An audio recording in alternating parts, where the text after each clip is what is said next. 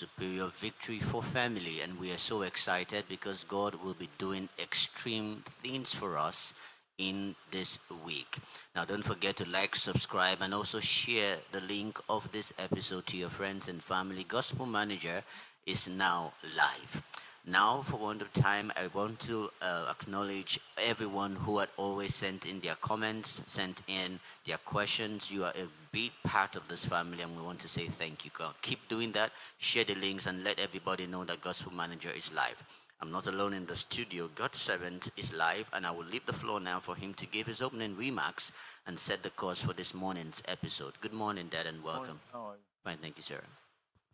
In Matthew chapter 7, from verse 12, it said, therefore all things whatsoever ye will that men should do to you, do ye even so to them, for this is the law and the prophets. So it's clear that your interest for value should also be transported to people.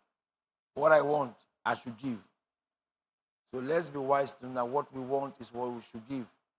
And if you go down to verse 16 to 20, it speaks about by their fruits. Look at that. It starts talking about fruits, fruits, fruits, fruits. So life is tied to the fruits we produce. Let's pay attention to the kind of fruits we are producing. If you read through that scripture, you will just see the Bible speaks about fruits, investments of fruits, the fruits we produce, the fruits we produce. Specific emphasis on fruits. So if you want to see anything work for you, what are the seeds you have planted? Because it is the fruits you produce that will surely spread around your name and your life.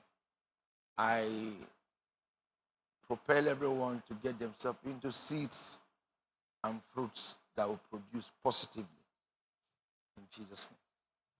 Amen. And that's a great way to start. The fruits we produce gives value to our lives. Now, yesterday we had a remarkable teaching, the metrics connecting to life and success, and God's servant has showed us the kinds of conversation that Jesus had.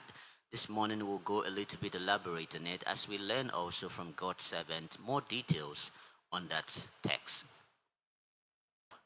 You know, as I try to build life, as I get older, I discover that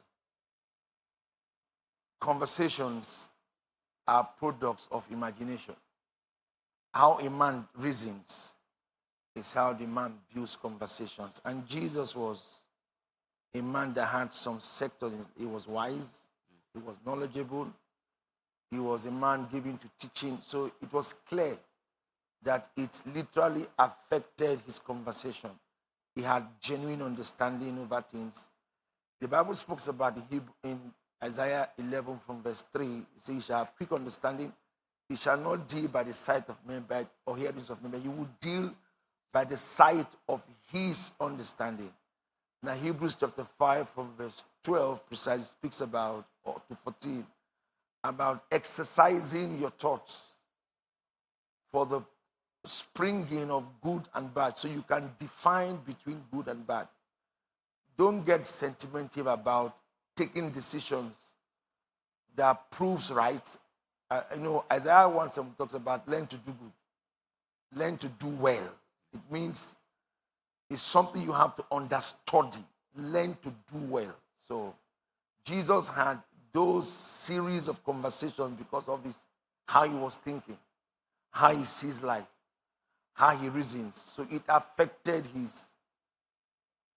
the way he approaches life. And if we can learn what I have learned, I keep saying it. If you study the life of Jesus and know the things Jesus knew, you will live a very peaceful life. As I said earlier, let's define what we say to people. There are things you're not supposed to know. But we get into this validative mood, approval mood, so we tend to let people hear things they are not supposed to hear because you want to be validated by people. It's either I did it, it's either I know it. And all of that is really our problems. And sometimes it runs into crisis. And, I was told this, I saw that, I heard that. Sometimes the things you hear, they are like cautions for awareness. It's not for you to carry it as an expression to be discussed. But today we want to discuss everything. We want to carry impressions everywhere. So Jesus knew what to tell his mother, what to tell his disciples, what to tell the Pharisees, what to tell the Sadducees at every given time. He knew where to build the boundaries of his life. He knew what he would say that would have complicated his ministry, what he would say that would have complicated his relationship with people. So he understood the purities of life and knew how to be. And let's build conversations like that. Let's build. He said, I can. When he gets to God, he said, I can do nothing. He never said that to any man. When he gets to his spiritual life, he said, I can do nothing.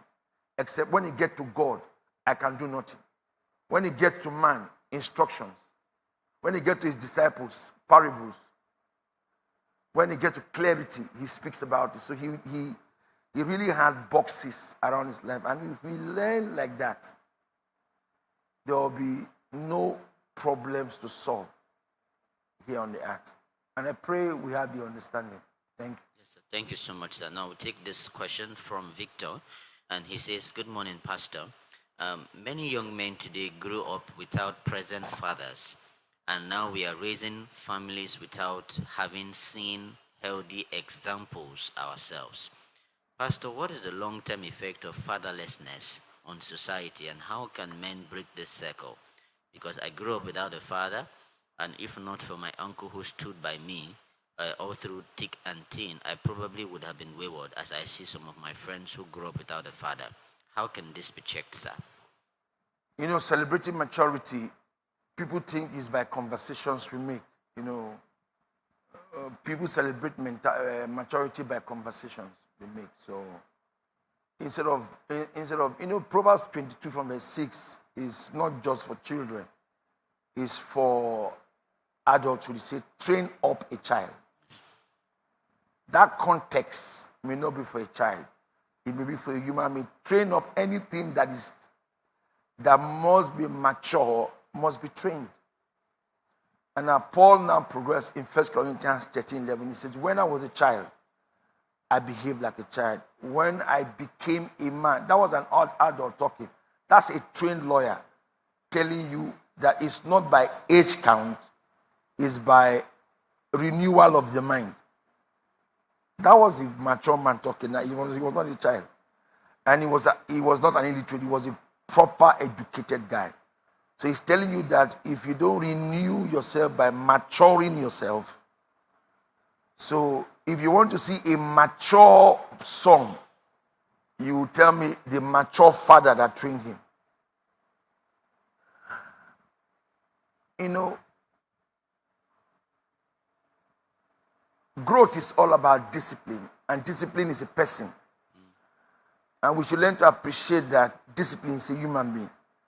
And if you want to see anything do well, the level of discipline on that thing is the future of that thing. So if we take away discipline from a child, we have destroyed the control culture and the system that makes the child's life successful. So let us always know that discipline is the framework that makes a child. And that's why I advise every father, don't stay away from your home. I don't care what the problem is. That discipline culture must come to play. If there's going to be a structure that will build a system for the future of the child. But there's no excuse. Give yourself to parenting as a child. Go and meet somebody. And take yourself to somebody who can father you. Don't sit down and give excuses. You go to a place and see somebody who can advise you. That's your father. I have a child here who always tell me, I'm talking to you as my father. Always make that phrase. So you see, is you recognizing who can discipline you, who can instruct you, and give yourself to it now that you don't have the parental privilege to have a father fathering you, but somebody must father you.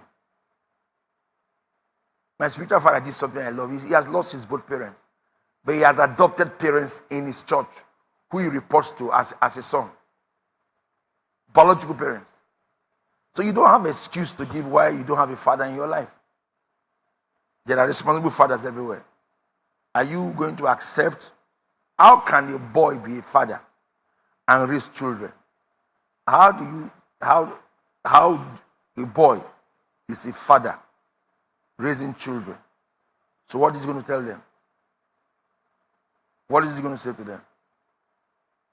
So you need to have discipline to produce discipline. You need to learn from wisdom to produce wisdom.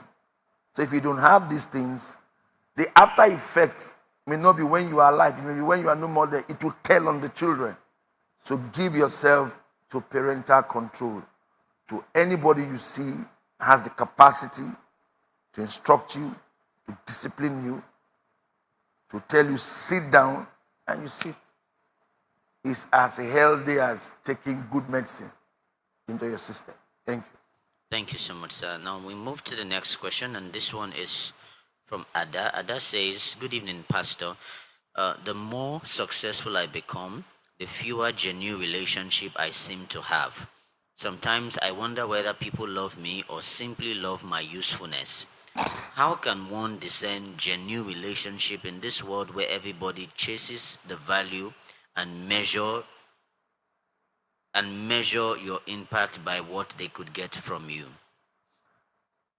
You know, I can't solve that. But I will only advise that let's try to define people by what we have with them, not what we gain from them.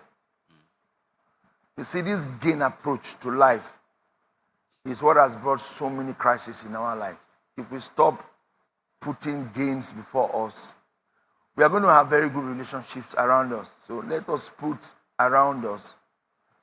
You know, one wise man said, you must observe the people you have around you. And I added, you must also be impacted by them. So let's take away gain from our relationships and genuinely build relationships that will affect us, impact us. And I can't tell what is in your heart, but I can tell your actions. So I don't know what you think about, but I can tell you the way you behave. So the way you behave to me is what I see. So that's what I just showed you scripture, Matthew 7:12, 16 to 17 to 20, talks about by their fruits we shall know them. So I may not be a prophet like somebody hearing me now, but I will see your works. Yes. I can define what you think by how you behave to me or to anything. So let's be wise to know that building relationship with people, if you're able to scrap gains from it, it will be more truthful and genuine. And when we start attaching the attitude of gain, then that will be falsehood attached to it. So if they are not doing this thing to me, I won't do this. And that's the bad part of life I don't like. So if I'm not doing this anymore, this person will not do this. Why are you now depending your actions by what you have been done to? Carry out your action because I have a relationship with this person. I told a couple 2 weeks ago, I said, I frown at the way your husband behaves. But I have no problem with you, the wife. And I showed it. The wife came to see me. I didn't discuss about the husband with her because I have no business telling her that. I believe she wanted me to do so, but I didn't do that. Because I don't have any business discussing that with her. When I spoke to the two of them, I told the two of them the same thing. So let us learn to take away gains. You know, I have changed because they have stopped doing this way. No. You are keeping a relationship not because of what you are getting, because of what you are built with the system or with the person. That is more important than anything in this life. And if people learn to do that, we will make more difference in systems, in people's life than ever planned. Thank you. Thank you so much, sir. We'll move over to the next question, and this one is from Mr. Ebuka from Asaba. He says, "Sir, as the first son of my family, I feel like my life no longer belongs to me.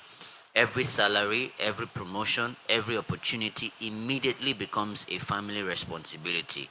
So how does one person honor family obligations without sacrificing his own future for that family?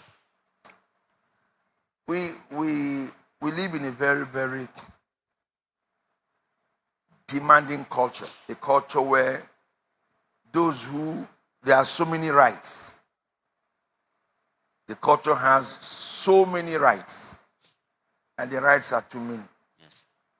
And because the rights are too many, is is one of the things that that culture does is that it kills energy, it kills a lot, but at the same time, the culture looks very right. So my advice to anyone going through that, please, you should understand that people will never be satisfied no matter what you do to them. They will never be satisfied no matter what you do to them. So try as much as you can to assist when you have to assist. If you don't have, be genuine about it and don't express it as evil. But we will not satisfy people. Satisfaction, no. So I will not sit here and tell him he shouldn't care for his family. I won't do that. He knows what he's going through. He should take his decisions himself and know what to do connecting to that. But my only advice is that he should do things according to what he can take care of. He should make sure that whatever he's doing is what he has to do.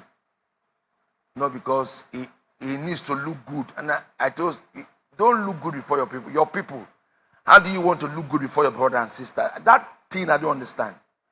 You want to look good before your sister and brother. I don't understand. What kind of thing is that? What would they say if I don't know? Do it because you have to do it. Not because you will be seen as a bad person or a good person. And that's the problem. We do things to our children, to our family, because they will see us that we are good. No. Because you have it. So you have to give it because you are privileged to have it. Not because they will not call you, our brother is good, or our sister is good. You want to look kind before people. No. It's because you are privileged to have it, so you give it. So the day you don't have, you say it to them, and they appreciate it. So when you try to please the people who are supposed to be family, that's where you have issues with it. Why are you pleasing your father and mother? You're supposed to be responsible to them. You're trying to please your children. How are you doing that kind of thing? Why are you pleasing your kids? It's your obligation to care for your children, not please them. At any level that God has blessed you. The same thing to your parents. The same thing to your brothers and sisters. So if we stop pleasing people, all these demands will die. Let's just do things because we have to do it, not because we are trying to please men. And when we do that, the difficulties that comes from you standing as somebody who cares for people will no more be there. Thank you. Thank you so much, sir. Now, this question is very lengthy, but I would like us to talk about it because I've tried to read through. And she is saying that she's referred to what they call a tomboy and is now becoming a huge problem in her family. Now, she said she has tried to dress like a lady, but she's very uncomfortable. But then she's more comfortable in wearing or dressing like a boy. Now, she's asking if there are ways you could cancel that she could try to begin to dress like a lady because she's tried it several times and it seems not to work for her. She has to be careful because of the future. Not how she feels, but what she will become. And those genetic exchange has to be checked. I don't want to make a pronouncement that is not kind, but she should check that exchange and fight to dress like a woman. She has to do that because of what she will end up becoming because of that culture. So it's better she keeps fighting it, dress like a woman, do it often like that, like that, like that. So it does not grow to something she does not expect. Now that the tendencies are there for her to look like a man, let her fight against it, because you have the right to fight against. I keep telling people, your choices are your decisions. Don't tell me anybody influenced you. Because if I tell you, young man, we are going to steal, and you said, I'll think about it. Then came back and told me, I can't steal. Will I force you to do it? So our choices are not manipulated or enforced on us. We are the ones who accepted those choices and acted on them. You cannot force me to do what I don't want to do. But if I want to do it, you don't need to tell me about it. I'll do it. I have a slogan. If you are reminded, you don't want to do it. Because what you really want to do, you remember and you act on it.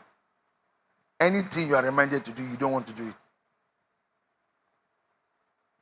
I know I'm supposed to be in church here now. I got up in my spare time by 5.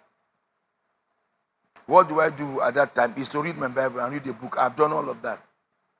I've gone through my messages yesterday, all through yesterday. I came here by 7 and I sat here. Because I knew there is church. I started calling people to come here. I defined when this program will stop. So the service will start at 9. Now, why am I doing that? Because I knew I have something to do. Am I correct? Did anybody come to talk to me about it? That is how life. Anytime you see yourself struggling with something you are supposed to do, you don't have the interest of doing that thing. So she should fight against that kind of dress look. Because of what it will make her become. My thought is what she will become with that kind of dress code. So because the end of that dress code is not decent enough for her. So let us begin to fight now to look like a lady. She should do it voluntarily for herself now. Just choose to look like that. Then reduce if she has posters in her room that have that, she removes it. The male figure, dress code, all of that. Try to be feminine. Her wardrobe, her makeups, all of that. The sounds, the way she talks, all of those things, she has to get this right. And if she does that, that picture will be erased from her system. Thank you so much, sir. Now, this one, she tags it the fear of starting again. So, my name is Kilechi. I live in Obuashuku. Pastor, I lost everything, even as a student in school, a business I started 2 years ago. The money can be recovered. But my confidence has not returned. How does a person rebuild faith in a business and in themselves after such major failures? Because each time I want to start, I just keep remembering how I lost everything and it drags me back. You know, I have a formula that I have grown for the past. When I started noticing people's betrayal, I started noticing people treating me and acting the way they act around me. So I developed a formula, and it's called the resurrection formula. I was studying Jesus. He died for 3 days. When he came out, he had more powers. So I took a decision. Anytime I fall, I will get up stronger for myself. And that's why I don't allow pain define how I think. If I have pain, I don't let it control me. I control how the pain functions in my life. Even in my body, if I have a pain, the pain is controlled by how I want it to live. If I want the pain to make me lie down, it will make me lie down. But if I don't allow pain make me give excuses. Is that resurrection formula? He died in 3 days. He came up. When he came up, he came out with more powers to fulfill life. So I learned a lesson. Anytime you have a disappointment, come out stronger. Anytime something goes wrong, come out stronger. Come out stronger. It is when you come out stronger, you weaken the attack. If you come out weaker, the attack will kill you.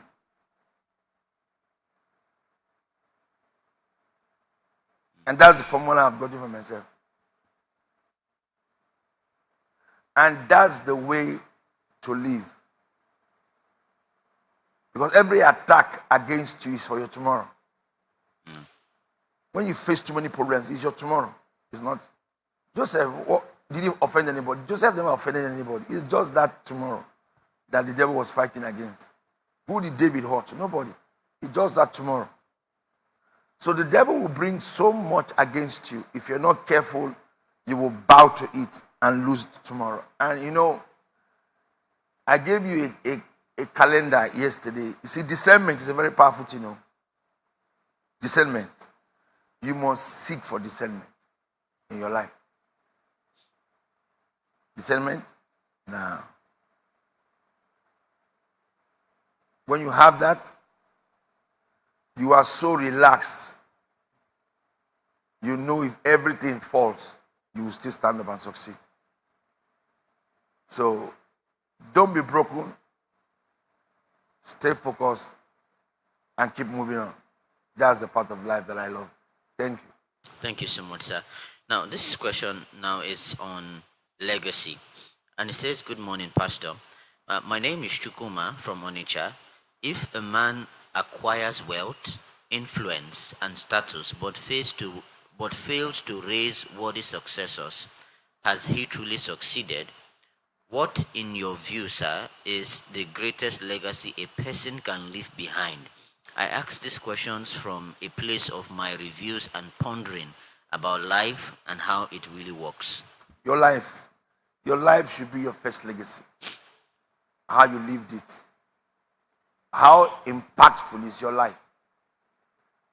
Now, if you are not alive, what are the messages your life has passed? Successions. I've always told families, I was talking to a family the other day and I said, when you're having the conversations with your children, don't tell them about what you leave behind that you have worked for. Don't give them business contact. Give them character contact. Because anything can be preserved if somebody has a healthy life. I say give them character contact. If you give children character contact, they will preserve anything you have built. But if you give them money contacts, they will see you as a parent who only gives an atmosphere of wealth. And that's why the king of Dubai said, my fathers rode on horses, we drove on cars, my son is driven on G-Wagons and the Rolls Royce. He said, my grandchildren will return back to horses. He said, because strong men are raised by the sacrifices they go through, not by the luxury they experience. So let us know this factor about life. And as quick as we can, live it wisely. Thank you. Thank you so much, sir. Now, this one just came and said, Sir, I agree with you, your life is a legacy, and that's very powerful. So what if a man had lived a life he is not proud of, and now his children are older, married? How can he reframe and correct that and make his life a legacy, even at this dying minute? You know, there is no age in returning. If you can return from an error, you can always succeed through it. The prodigal son taught us that no matter how bad the thing is, if you can return, you'll be forgiven. One of the bad part of life is wrong approach. People don't approach their matters correctly. So age is not a problem. If he decides to return and do something meaningful with his life, he will succeed. God, the earth is the Lord's. God responds to the earth, not to how old you are. Take note. God responds to the earth, not to how old you are. So as long as you have turned to do the right thing, God will always be there to back you up. And you can succeed at any time. I've seen people who are going to school with their children in the same class, graduated the same day. Just be wise and keep away ego from your life and allow God lead your life. And you do what you have to do to succeed. Thank you. Thank you so much, sir. This one talks about democracy and survival. I said, my name is Mr. Chukudi. Sir, I've heard your assertions about the Nigerian politics and structure. But, sir, many Nigerians are beginning to wonder whether our political system is still driven by ideology or service, or merely by political survival and personal interests, like you have highlighted. So, when politics becomes more about retaining power than solving problems, what happens to the future of our nation?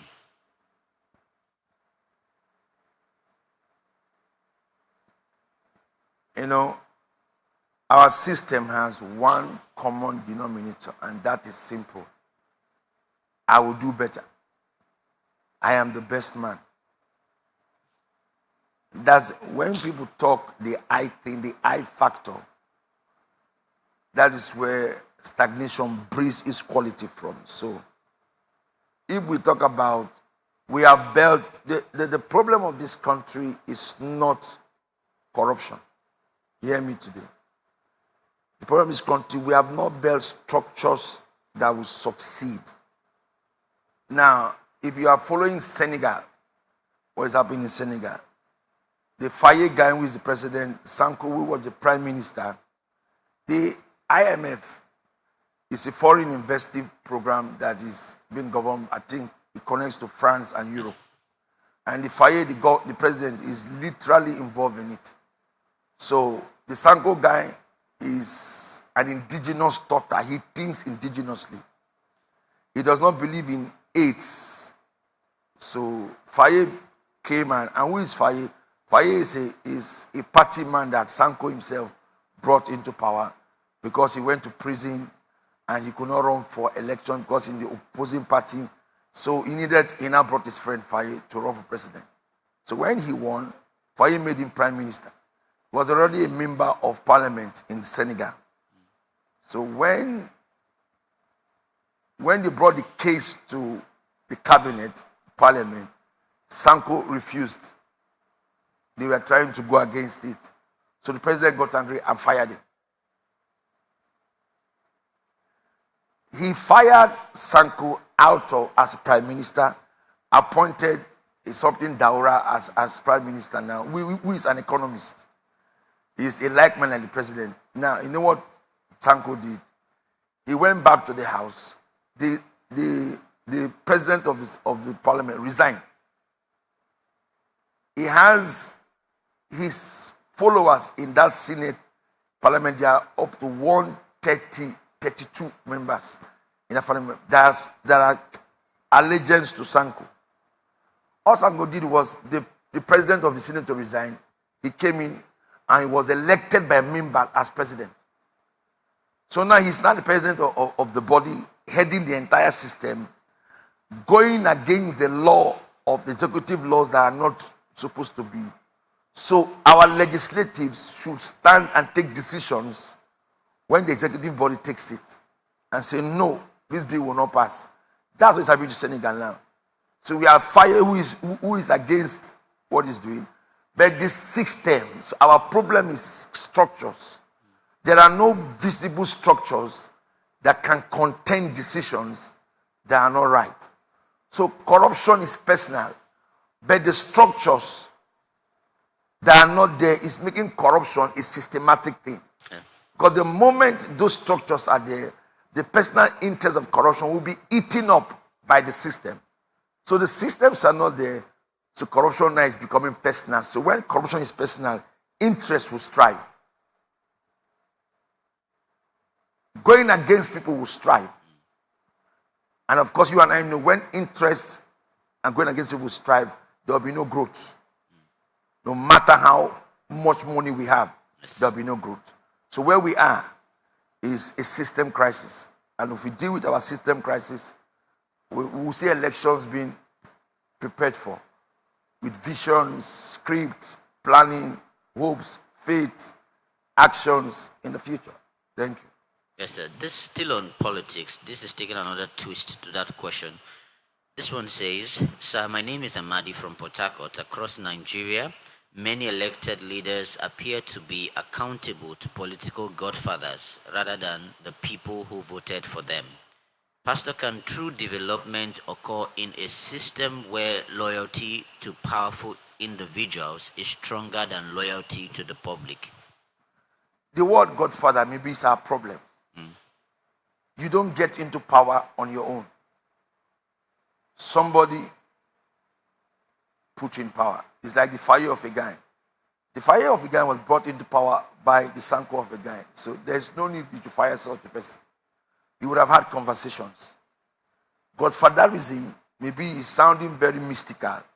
Nobody gets into any office without somebody approving him.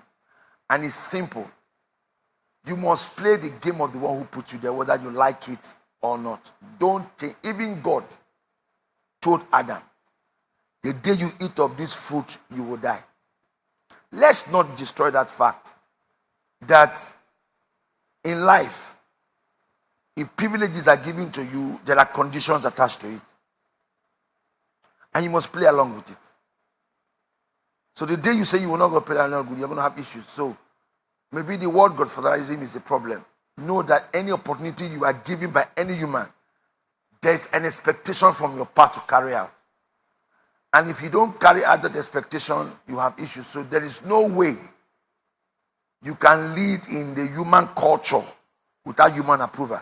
It's not possible. The people will not elect you without you being approved. Watch it. Let us make man. Even God, he knew what to do, but let us make man. There was an approving system. Then he blessed man. The authority blessed him. Though us didn't bless. Who blessed? God. Adam, this your garden, but obey my rules. Salvation does not come to any, it comes through Jesus Christ.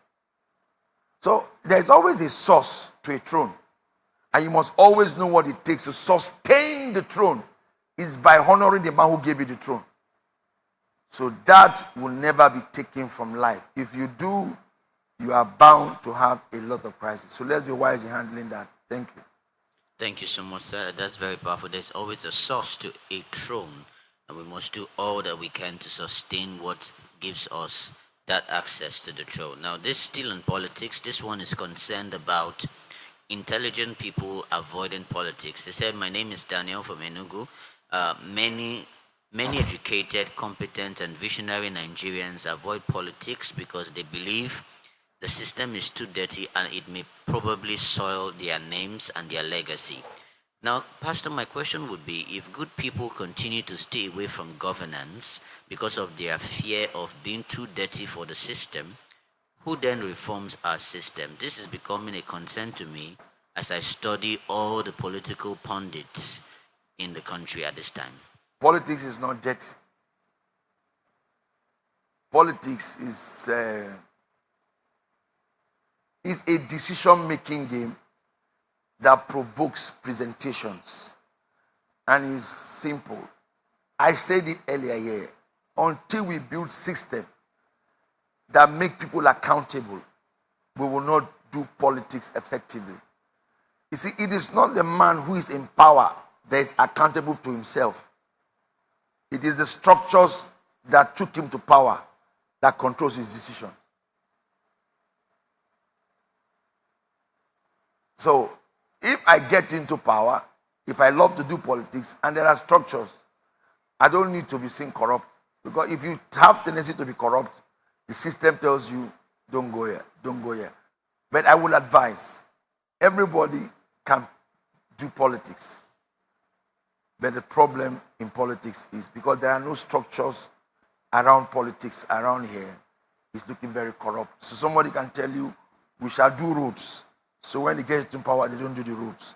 But if there are systems accountable for those words, when they get into power, they'll do those roads. So you can play politics if there is proper structures to account of the things we say and how we use public funds. Of course, it's just to take decisions. What is decision making? Take decisions. Sit and discuss issues. That's politics. It's more of reasoning. So anybody can play politics. But the problem is the access of funding, availability of power controls are a problem. So it's being overused.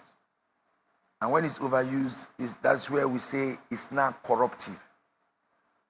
I believe if that Sanko of a guy, if that Senegal system was here, that prime minister wouldn't have been. That prime minister would have played ball with the president. But there's a structure. You won't do whatever you like. And he's playing around all of it. Just get up and do whatever you enter as a leader. No, there's a structure.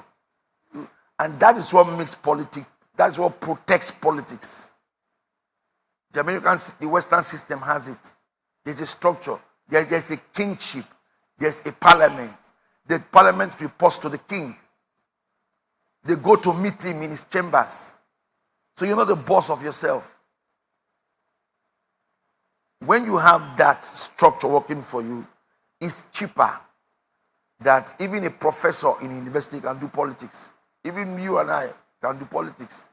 As long as it's for the well-being of people. Politics is, democracy means for people. It's for people. So when we understand that, if we can build structures that we are going to be accountable for, how we stay in office, how we serve the people, then it is even more better that we all do politics. So that decent persons, but when there are no structures, the decent people will have to combat people. Thank you. Thank you so much, sir. Now, one question that had popped out from three people now, sent here. They're saying, so, sir, how can we build these structures? Because Nigeria needs those structures at this time. The way to build it is to start. Let's start from our homes. How we parent our children, how we take them to school, how our school structures are being formed, how we live in our neighborhoods, all of these things, how we govern people in church. And all of those sectors, if we can guide those sectors and begin to build them, then the society will create revenues, because the people who govern children at home are the ones in the office. The man who is in church is the one in the office. So if we get the structures right at home, in church, in our neighborhood, then the structure outside is not a problem. Thank you. Yes, sir. Now we're asking the last question for this episode, and still on politics. This one is from Solomon, and he said, sir, I've heard all you said, and it's very, very remarkable. But if you were given one opportunity to sit with the Nigerian political leaders in closed doors, what hard truth would you tell them about leadership, power, and the future of this nation? I would show them rectification. How do you rectify? Let's deal with the fabric of our thoughts. I will deal more on rectifying how we see our country. One of the greatest breakthrough of a man's life is how he sees where he is. Your greatest breakthrough is how you see yourself and see where you are. That is 90% success. So I'll tell them how do they see Nigeria? I won't ask them what plans do they have. What do you see in Nigeria? And number two, we need to go back to character classes. How charactered are they? That's just the thing, character classes. And number three, how many of them really fear God? I'm not saying God, they fear God. And number four, then they will not draw out systems from grassroots. Very basic system. Then they now study out what are the revenues where we have human influence. Is the church? Is the market? Is the schools? And is the sports centers? So clear. So if we create, watch me, if we create more sports facilities in this country, more skilled workers, facilities to train more skilled workers, more facilities for healthcare, more facilities for market spaces, decent market spaces, not the one we are doing here. You build proper blocks of market space, food hubs with good halls, good buildings, dispatchable vehicles to serve food. People can order for their meals from the market.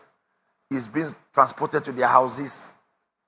If they come to the market, they will not go and fall on the floor and injure themselves. There are lifters to move people up upper floor in the market. There are air conditioners in rooms and everywhere. Everybody in the market space is dressing with proper uniform. And there's a gated wall. There's security. Economy is being handled. Market space is being handled. We now deal with all of that. That enter transportation. When we handle these basic things in people's life, it is easy now to create revenues for jobs. Because with those things done, you can increase rate. I mean, the minimum wage will increase high enough to pay teachers, particularly teachers, to pay teachers. Then we bring character classes into all of this firm. Character classes into all of these sectors. Every program in the university must have a character course. In the aviation industry, character course. If you finish going to law school, you are a lawyer, you are true. Everything, you are true. But you will leave the school with a character class for 1 month.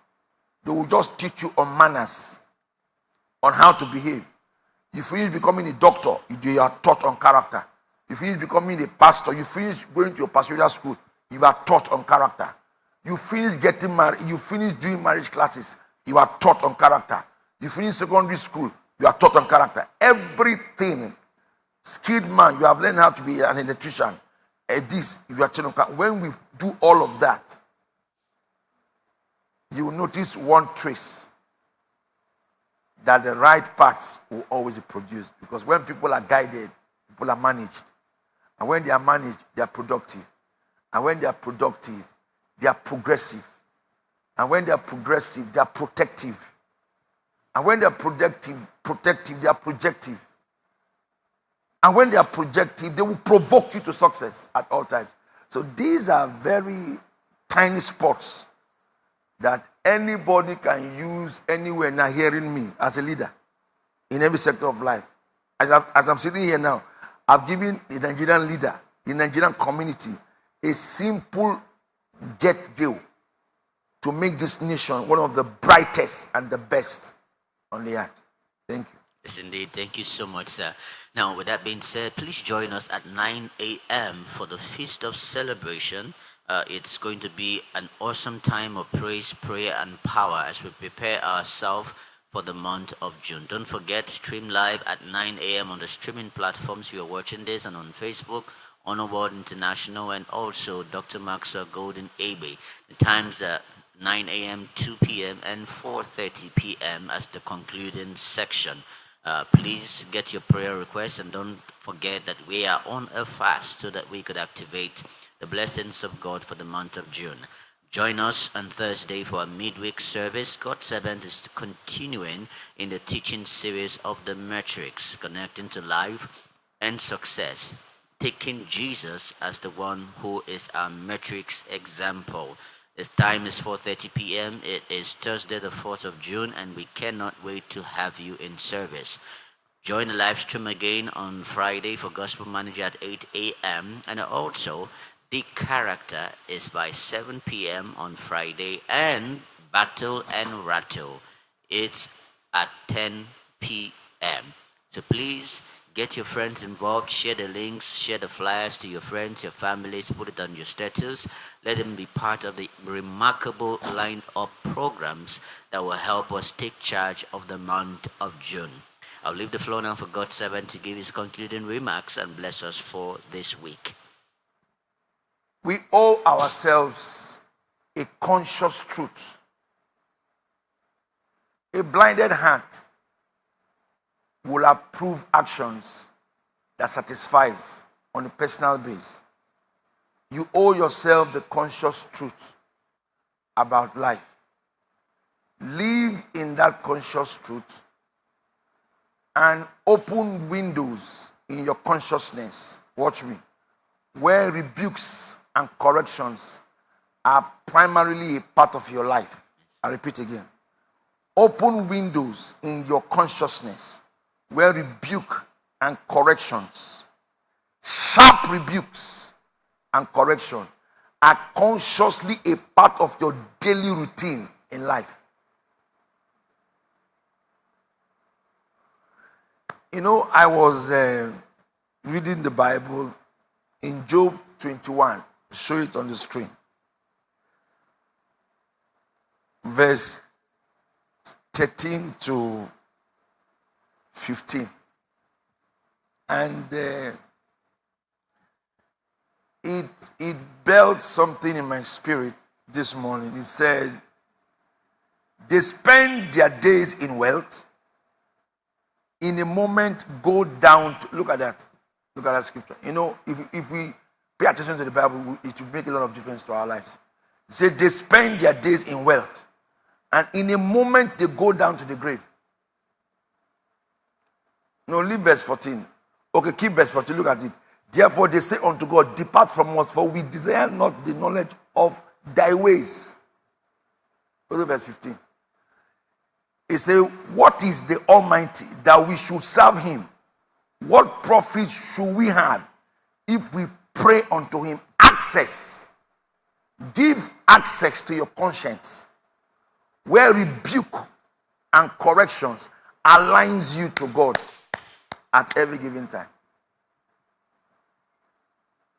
If you do that, you will have more directions to build for yourself. Remember, speed is not because you want to have speed. Speed is how quick you hear and translate. That becomes your force of speed. I pray that today will bring the best of your life. It's the month of June. Victory accompanies you this month. I pray that everything that pertains to life and godliness will be a part of your life. Stay away from trouble. Be kind to yourself and be kind to many. Stay blessed. God loves you. Correction and rebuke are not heaven's attack on your future. They are heaven's investment in it. Life is beautiful. You, my friend, you can handle it. We'll see you on Friday when Gospel Manager returns at 8 a.m. God bless you. Start your week in our month of superior victory. Then said David to the Philistine, I come to thee in the name of the Lord of hosts. 1 Samuel 17:42-50. June has been declared our month of superior victory. This week, we launch into our prophetic emphasis, Superior Victory for Family Week. Psalm 48, 1-6. Prepare for a divine encounter as God establishes his victory in your family, restores broken foundations, strengthens relationships, and reveals himself as the defender of every household.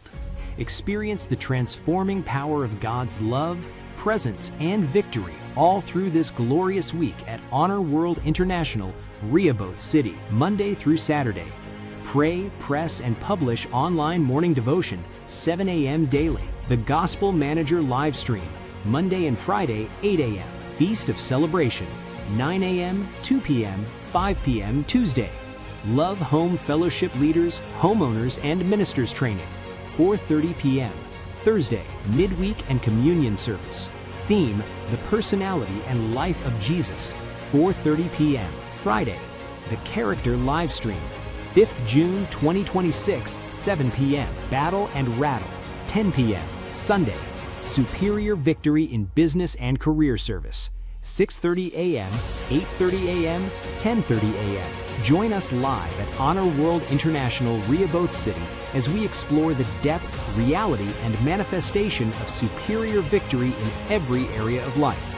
Stream live on Facebook, Honor World International, Dr. Maxwell Golden Egbe. YouTube, Honor TV, Maxwell Golden Egbe.